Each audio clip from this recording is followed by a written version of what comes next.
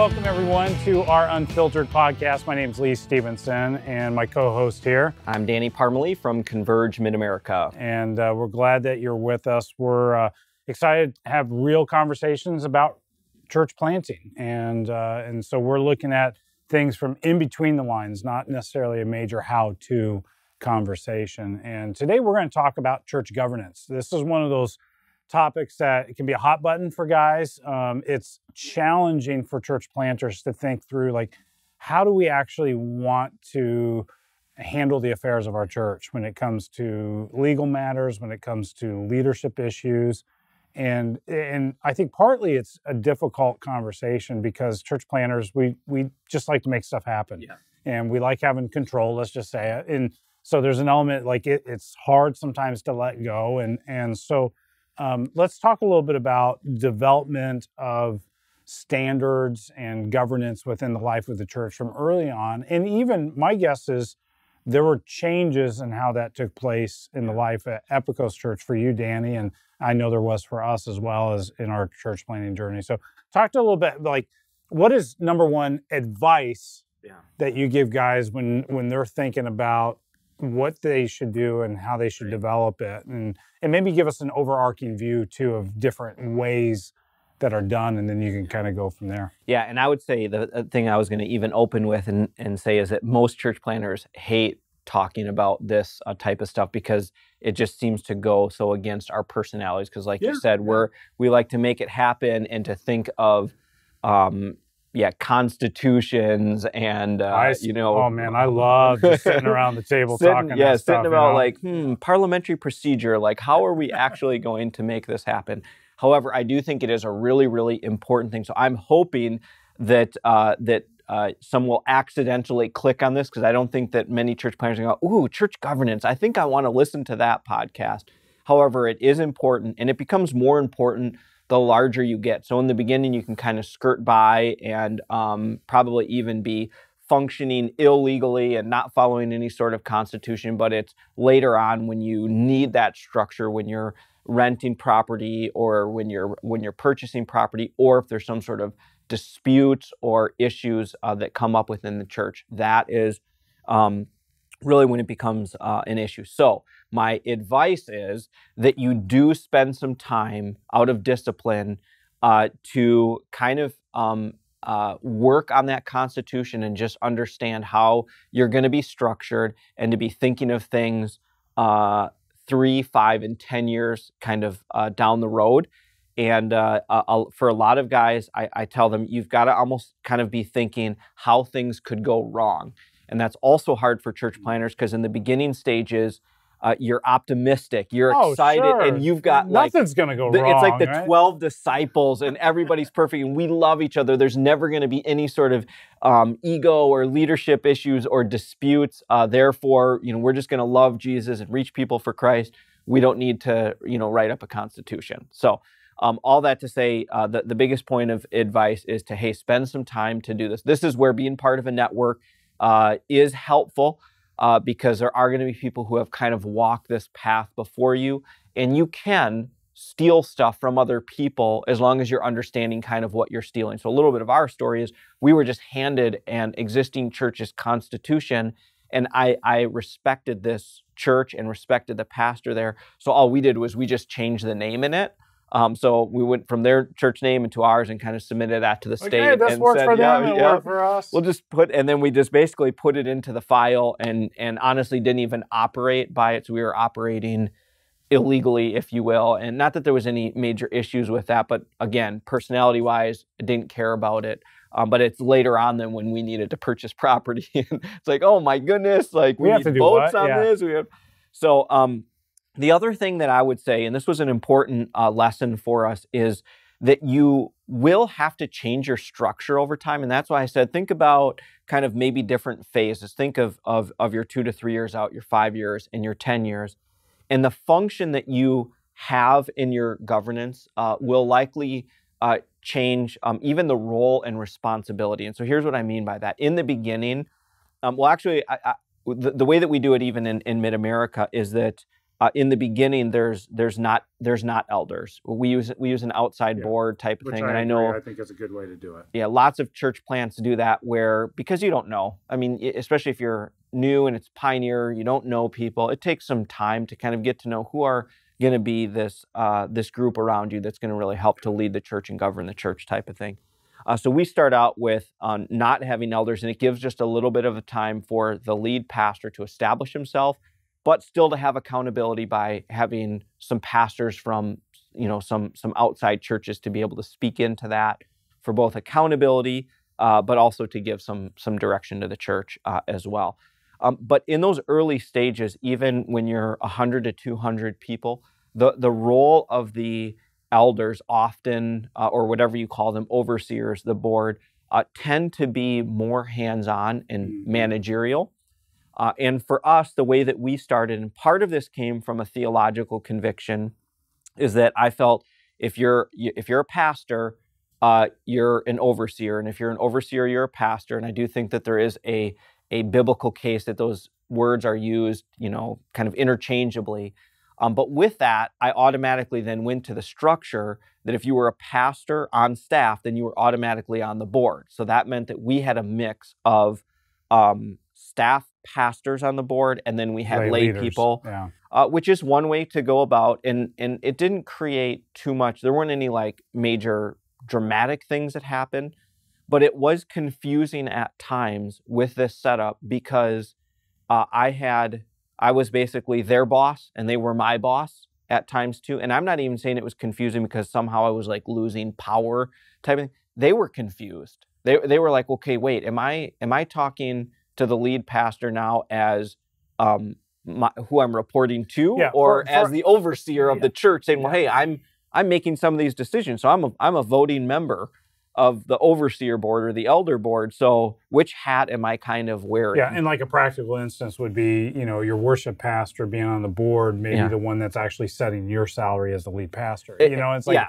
that's confusing. There was all sorts of, and we functioned in that way for a pretty long time. It wasn't actually till about my last 2 years there that we went through a transition process to be what's called the Carver model of church governance, where it is the lead pastor and all lay overseers or elders.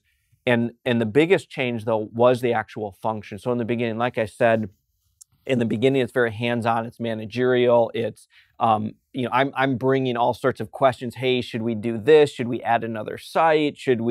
What should we do with this ministry? Here's about small groups, and everyone's it was almost more like brainstorming time.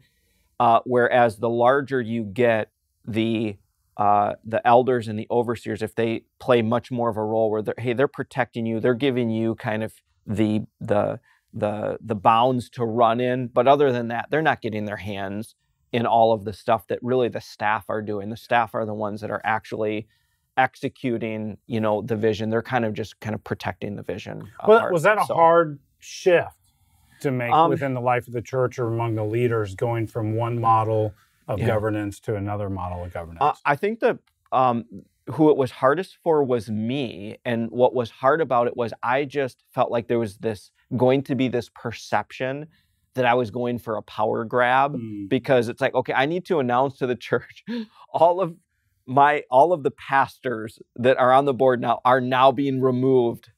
And it's kind of like, whoa, what's Danny doing here? Is he consolidating power? Strong arm. So what was so great is that the pastors were relieved to be off the board. Which to me says a lot about the way you handled it and relationally connecting with them. Yeah, and for some, there was a bit of a loss. And like, well, I did kind of like to be on the inner circle and to know a few of these different things. But for most of them, they're like, man, I just bought back a whole bunch of extra time that I can actually execute the ministry, because we were starting to get into reporting and all of these different things. And the church as a whole, they didn't bat an eye, and I think that they saw the effectiveness of it, because they saw, okay, this is an opportunity for lay elders to really step up and to have an important role, and for the pastors to pastor and to lead and to execute. So for us, and we had some consulting during that time, which was also helpful that we had a third party. But yeah, for me, it was actually just more of the fear-based stuff of what is this going to look like changing the structure. So I think for planters to kind of let everybody know that your structure may need to change. It is going to change if your church grows, because as soon as you change it to maximize your effectiveness, you'll grow. And then once you grow, now you've got new problems that you've got to change and adjust again, which again is a good thing. So how about you guys? How did you structure and? Yeah. Well, first of all, I think you got to pay attention to the language that you use. So I encourage guys, like, when you're developing bylaws, use the bylaw language versus constitution language, because if you write constitution down, like, that seems more binding. Yeah. Like, you can't change the constitution, you know, and that in itself can create a lot of challenge. And so go with bylaws. We developed, there are multiple different ways to do governance. You have congregationalism, you have staff-led, you have elder-led, you have Presbyterian style. I mean, and nomenclatures of all of the above, kind of hybrid versions. We chose to do a hybrid version of congregationalism / Presbyterian style of governance, meaning there are a few things that congregational members, to use that term, because I think that's kind of the most common term out there, that they had a say in. And it wasn't necessarily a vote, it was more of an affirmation. So they affirmed the elders once a year.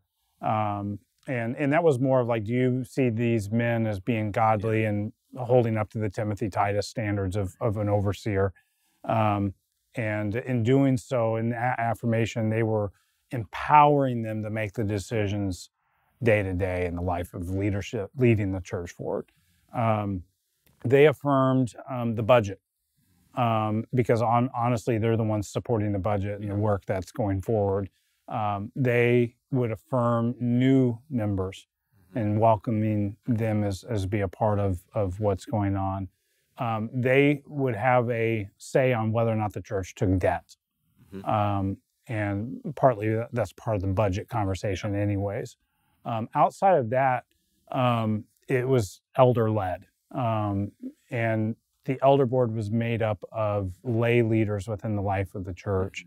And again, as we grew, you have growth challenges in the way that leadership has to happen. When we were smaller, I believe the elders work best when they're helping the pastor do ministry. Yep. Like, they're in the trenches. They're in there. Yep. They're carrying a load from that standpoint, practical. As we grew to a medium-sized church, the elders kind of began to move into more of a role of helping me know how to communicate vision properly. And so they began to let go of, a lot of the other pieces of the day-to-day ministry side of things, but were working with me on vision casting and helping sustain momentum. When we moved into a large church category, they really began to focus on the big rocks. Yep. It was, we're thinking down the road, what are the things that we need to move out of the way for the church to continue to gain momentum and move the mission forward? Which meant, like, early on, the elders would be a part of budget conversations on a regular basis. But by the time we were a large church, the only time we ever talked about the budget was when it was necessary. Like, if there was something challenging financially, both positive or negatively, like, we may have a quick conversation. But we actually began to divvy up the elder board with specific responsibilities too. So we had like a teaching elders group. And so they would handle some more teaching responsibilities in the life of the church. We had a group that were, I'd call them like shepherding elders, and they would deal with church discipline. Or if there was, a family in crisis, they were going through a divorce or something of that sort, they would begin and intervene in that conversation. We had financial elders that could speak into the finances and connect and understood that world. So that helped me as well, that I didn't have to be present in all those type of situations happening in the life of the church, but we knew, like, it's being handled and handled well. Yeah. So we had the same thing as far as what members needed to vote on. So it was affirmation of elders. We didn't do other members. We we described it as purchasing or selling of property. So essentially the same thing with that and doing. The one other key one for us was hiring and firing of lead pastor. So I don't know if you had that or not. Hiring. Hiring. So, Okay. Yeah. When it came to the firing, there was kind of protocol that we wrote in there on how that would be approached in the elders and such. So tell me that, because that's the one where I think that's a really, again, no church planner is thinking of that, but I just know enough stories where, you know, a church planner goes on sabbatical and comes home to a letter that says you're done. You're done. You know. Done. So yeah.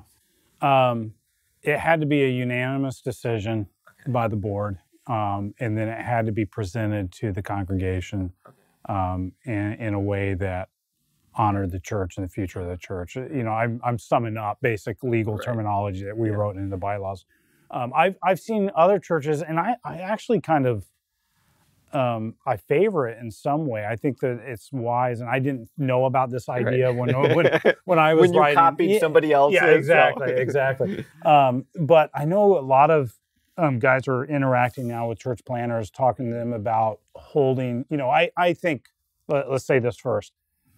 Church planners, you don't need a board, like an elder board right off the bat. Like, don't do that. Like, that's going to get you in trouble. We waited almost well over a year before we even developed a board. And then it was small, you know, and we grew from there. But I think, you know, consider waiting 2 years, have an advisory team that operates there. They give you advice, and they can be people outside of your church that get you, they understand. But one of the things I've seen is that advisory team role moves into the fact, like if there's a removal of the pastor, it may be made up of 3 or 4 pastors or high-level leaders outside your church. Absolutely. That they're the ones that actually have the authority. So the elders could bring an issue to them. They then will launch an investigation, and they actually have, so you can't be overthrown per se by the people in the life of your church. I thought that's an interesting way to look at that. Why did you, or did you say you didn't give a lot of thought as far as congregational having to kind of sign off on it? Or they did. They technically did. You know, it's just, I probably didn't give it enough thought, if I'm honest, because as a church planner, you just never think like, they're going to love me. Like, why would they want to get rid of me? I planted the church. Like, we put all this in, but I've seen horror stories, you know, over the years where that's not necessarily always the case. Yeah, that's good. Good stuff. Yeah, I think, you know, for us, I don't know if so we use the word overseer, and we did that because when, you know, I had planted in our 20s, and we were, to call someone an elder, we were like 20. We're going back to the original Greek too. So, do you have any advice on that as far as names, as far as overseer, elder, calling it a board? You know, I don't know what else you've heard out there. People are trying to be creative. That's a great question. And I think it just needs to be clear to people in the life of your church that there are others that you are held accountable to. Okay. I don't know if the name terminology matters that much, as long as there is a process and that there's a group of people that, you know, the pastor that he can lean upon, but also that will work with the pastor to help him develop his own leadership as well. I mean, we just called it the Board of Elders. I know other churches have called it the Board of Servant Leaders. I've heard Board of Directors. And everything in between. So it's kind of like, know the context of who you are as a leader, context of the people that are coming to your church. Use terminology that makes sense to them. You know, Board of Overseers. It could be any of those above. So I'm not as particular on the names, on exact language for that. I just, you know, if you call a Board of Elders, explain what an elder is. You know, and I think that's the biggest thing. We purposely chose not to use the word deacons in the life of the church. I mean, deacon really just means servant, and so we were kind of like. So you weren't a biblical church then? No, exactly. So, but we had a lot of people serving. So, and so, but I didn't feel like having to explain constantly to people that had no real church background before coming in, like what a deacon is. Right. And like to me, when you kind of look at New Testament, it seems like a term that Paul just kind of made up and popped in there and said, yeah, these are people that serve at a different level. So, So you said you waited a year. I think we were even 3 years. What's some advice that you give in looking for an elder? Because I've seen some pitfalls where people think, oh, well, it's the biggest givers, or it's the people who can manage money the most. What were some of the markers, or how did you begin to say, you know what, I think that person has elder potential? And then what was your process for making them officially? Great question.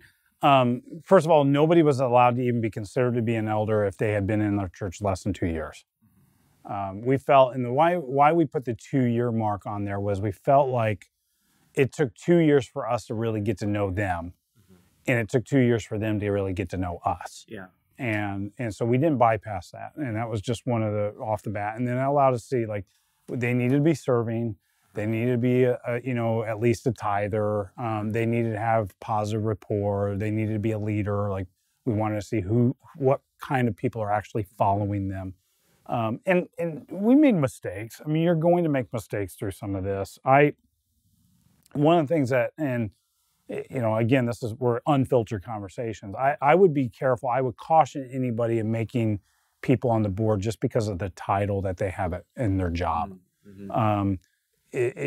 Sometimes we can get ourselves in trouble. For instance, I don't know if I'd ever bring an accountant as an elder on my board. And the reason why, to kind of explain it, is accountants tend to be very black and white. And they will want to set policy in places that policy doesn't necessarily need to be made. And sometimes the elders have, as you have a growing church, an elder board has to learn to live in the gray areas a little bit. It's not always black and white. It's not, well, this is just what you do and this is what you don't do. And I found it was difficult when we had an accountant as an elder for him to keep up in the conversations, because he wanted to put it into one of two categories, right or wrong. and it slowed our ability to maximize the leadership in the room, because we felt like sometimes we're having to pull him along and say, no, this is okay, and this is why this is okay. And sometimes we had really, really hard conversations. So I found that is one of those, and it's like, do you want accountants around? Sure, but there are people that you can go to and ask for advice and saying, hey, would you come into the meeting this week and give us some perspective on this? That would be helpful. And so use them in like more of a consulting role than necessarily having to be on your board. Very quickly, I mean, obviously, if somebody comes to you and says, hey, God's calling me to be an elder here, like they're automatically out. Yeah, red flags should go off like crazy, going, not a chance. So be careful of falling for that trick, because it'll happen. What about, I have so much experience because the last church I just came from, I was an elder. Yeah. Again, watch that and just have those protocols. Like, well, our reality is, one of the things we used to say is leadership is always recognized, it's not appointed. So we don't allow anybody to be on the board for the first 2 years that they've been in the life of our church. So serve, get plugged in, and we'll just see how things go. And that allowed us to offset some of those things. I think, too, we really wanted to have drivers on the board. We wanted people that are willing to take risk and willing to drive and walk by faith and really trust that God was going to do some big things. And so we had to figure out, how do we narrow that focus? And sometimes there are guys that are totally qualified, like great leaders, great heart, incredible experience, have been elders, staff people at churches, and they may be 70 years old. We found that the generational gap sometimes made it more challenging to bring them on the elder board, and partly because they're just in a different state of life. When you're moving towards retirement or in retirement, your desire for risk is lessened in your personal life, which I think carries over into other areas of your life. And so we oftentimes use those type of people, again, as a consultant role versus being a permanent fixture on the elder board. With that, were you ever accused, or did you even find yourself just gathering people around you that you knew would agree with you, or, like, oh, Lee's just got a bunch of yes men and whatever? How did you make sure that your board actually was serving the purpose and not just... I never got accused of that. at least that I knew Right. of. Not to your face. Yeah, not to my face. And part of that was we really had a good group of elders, and they were publicly seen. So we made sure that they were seen in their role. You know, when we did 2 kind of congregational update meetings a year. My elders led that. I didn't lead that. You know, I may get up and welcome everybody and say, hey, this is so-and-so. And then they would actually lead that meeting. And so people got to the point where they trusted their leadership, and they trusted and they saw the fact that these aren't just yes men that Lee brought aside. And Lee's always the spokesperson. So I wanted them to see that there are other people crafting this vision in the life of who we are. Anytime we did any major event where, you know, like we're sending a missions team or something of any of that kind of thing, the elders would come up and be a part of that, would even lead that part of the life of our church.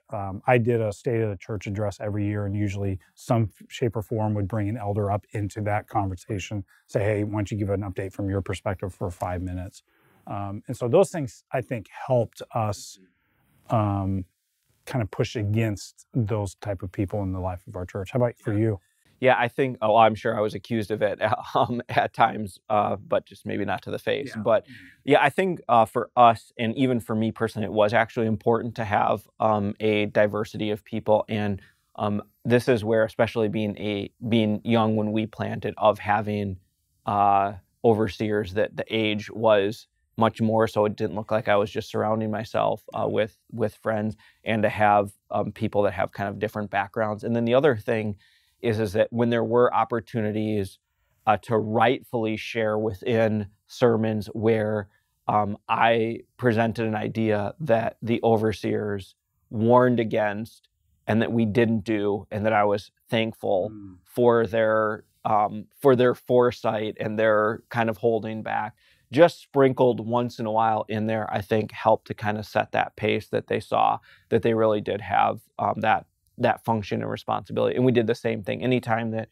we could have them come up, and we even use them for service hosting from time to time, just so that they could introduce themselves and that people could kind of get a recognition. And then same with our our annual business meeting, annual business / vision meeting, we would have them be the ones that were presenting. So any looking back, were there anything like mistakes that you've made that you learned a lesson from when it came to bringing elders on the team or something like that, so that you would warn guys, like, pay attention to this. I didn't pay enough attention to it. I think you said it already, that you will make mistakes. It doesn't matter how spiritual someone seems, they can still they can still mess up. They can have spiritual immaturity. They can have things happen in their life that just kind of set them off the rails. And so, I mean, you just have to know that just because they're elders, they're not infallible. Just like as pastors and church planters, we're not infallible. So I don't know. I guess what I would say is no lifetime appointments, which we did have. Because I was thinking, I was asking whether or not you had terms or no terms. So it was kind of like lifetime appointment. And now where it's at now is there's yearly review of every single, and yes, we have, which I think is important. Yeah. 3-year term that can be renewed, so 6 years, and then it's mandatory off. But even at that 3-year point, it actually gives an out for both the rest of the board or that person. So many of the high capacity leaders, even if they need a break, they have such a high call of responsibility in serving God that they'll push through even though they're ineffective for those next 3 years. Yeah. So having it now where the other overs and elders can give feedback and say, hey, here's where I think you excelled this last year. Here's where I think you can go forward. And there's kind of that opportunity to enter into a conversation and say, hey, we know you have a 3-year commitment, but we think it's best that you don't go another year and take a year off. Yeah. So I know for us, one area that I caution guys, when you're going through Timothy and Titus, like, pay closer attention to the verbiage and the reasonings behind why there's a list.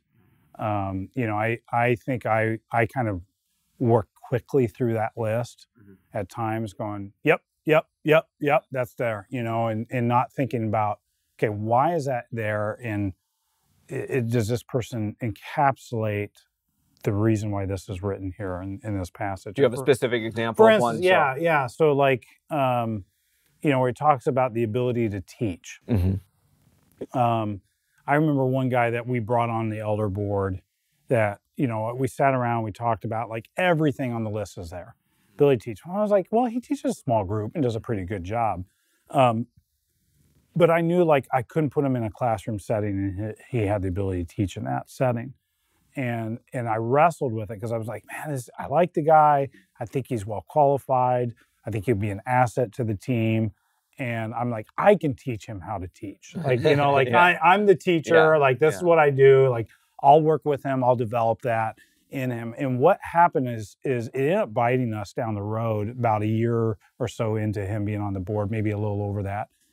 And what I realized is when that's written in there, there's a reason, because to teach at a high level, you have to process information differently.